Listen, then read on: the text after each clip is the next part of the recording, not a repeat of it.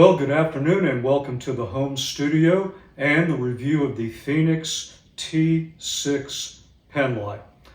Now, if you've read some of the marketing hype about this product or maybe seen a review that echoes the hype, you're probably led to believe that this is some sort of magic device from Q Division, and you buy it, you put it in your pocket, and all of a sudden you're Agent 014 because you're twice as good as 007. Well, I'm not a secret agent. I do search and rescue as a private contractor. I do, however, have a very long background in private security, executive protection, law enforcement training, defensive tactics. I do have a lot of experiences and observations to pass along about things like glass breakers and tactical pins and so forth, and we'll do that at the end of the video. You may have seen that the end that contains the light comes off. Charge here. Put this back on. The clip, which does not move, is on the opposite position as the light. There's a small button on the same end as the light right here. So you press and hold for about a second. Comes on, click through the modes, back down to lowest, press and hold to off. Now I've got a couple things to say about this before we get into field testing in terms of usability. The switch is right here. It's very small. You can find it with your finger, but if I'm wearing gloves, for example, it's more cumbersome. The other thing is, because the clip extends almost all the way to the top and it's on the opposite end of the light, when I put it into my pocket, the light is pointing back this way. So the way this product design is there's no way for me to quickly and effectively use the light and deploy it and then go immediately hands-free. I can't have it at chest height. I have to take it out and use it, or take the light off and then rehook it back on. The other thing you may not have seen is that it's twist on to right, then twist back off. That's very convenient. However, I don't know if you can see this, there's a lot of looseness, there's a lot of play right here. So keep that in mind when we get to the final part of the video. You're probably interested in what the light looks like, so let's go right to field testing, which is at the Arbor Hills Nature Preserve in Plano, Texas.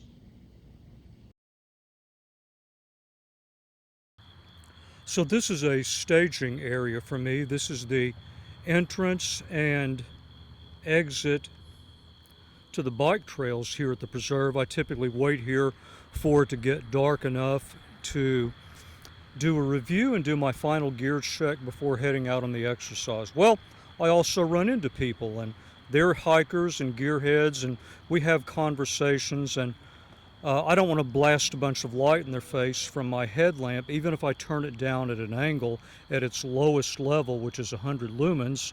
That just doesn't do it. So one of the potential applications I might have of the T6 is to just turn my headlamp off and have just enough light for a conversation, but not something that's going to completely blow people away. Now I'm in 400 lumen flood right now. As you can see, I've got the T6 set up here on a branch. That's about chest high. So what I'm going to do is turn it on. All right, that's low. Let me turn my headlamp off.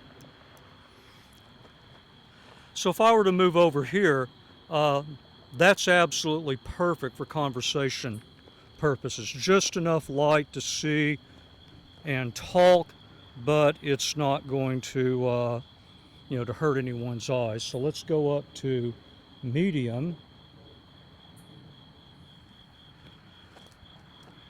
So there's the medium mode. I mean, that's definitely too much. If I come back up here and look straight in, I would not want to talk, certainly at close quarters with that type of light in my face, but I wanted to show it to you.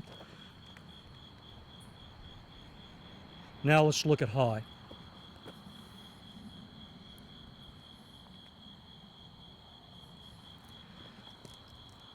Alright, so there's the high mode over the same area. So already I think I can see a use case for low. Let's head back out into the preserve and I'll look at some additional use cases for the other modes.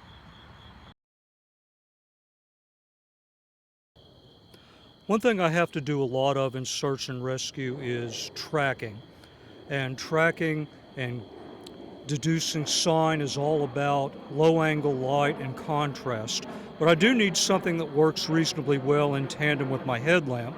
I've got my headlamp on 100 lumen flood. I'm going to bring the T6 here in medium mode and hold it relatively low to the ground. I'm just looking at the shadows cast off of rocks and crack. That's actually fairly good. And quite honestly, it's a little bit better than I thought it would be. Let's look at it in high. High, it's absolutely ideal. So this is very interesting, but I do need to get it relatively low to the ground. Now I'm thinking out loud here. I've got a GoPro selfie stick. This light can be removed from the pen. And so for instances when I want to do some heavy duty tracking, I could simply remove the light, attach it to the stick, and just automatically hold it low to the ground. And then I'm not having to put myself in a posture that would put extra strain on my back or knees. So I may have actually just discovered an interesting search and rescue use case for this little pen light. Once again, I'm in high mode on the T6 as we look out here, and my headlamp is in 100 lumen flood.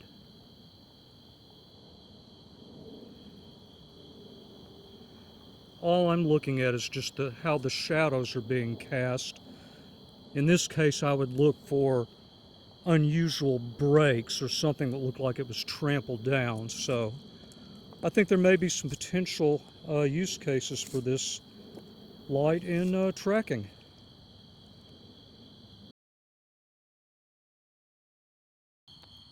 Well, here's another thing I do a lot. Administrative tasks. Updating notes, reading notes, making notes, checking in with incident command. I'm kind of taking a break, so what I've done is I usually have my headlamp off and pointed in one direction here.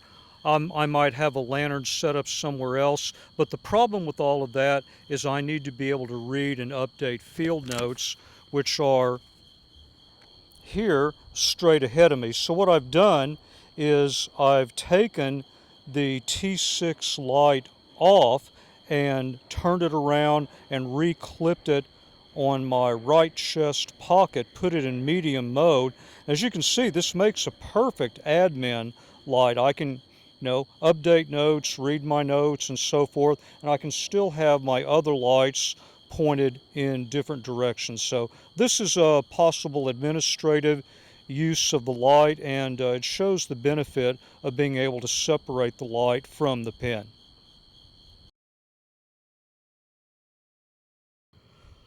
Well, I'm back at the truck. I'm in medium mode now.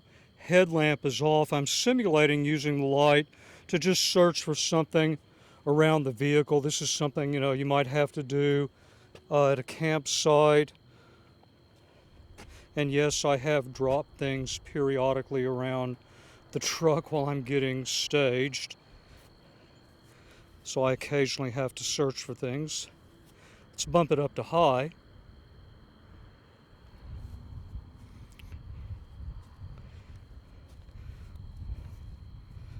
Go around to this side.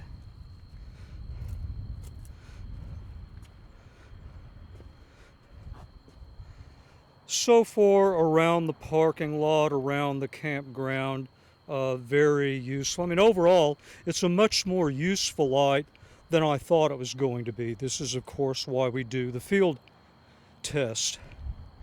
I think if Fenix had just stopped at a good writing instrument and a highly useful light and we didn't have the couple of usability issues discussed in the introduction, then I could probably close it off right here. But no, I'm going to have to close out field testing, and then we will go back to the home studio and we'll have to talk about glass breaking and defensive tactics. One final view in high mode, and that will close it out here at Arbor Hills Nature Preserve.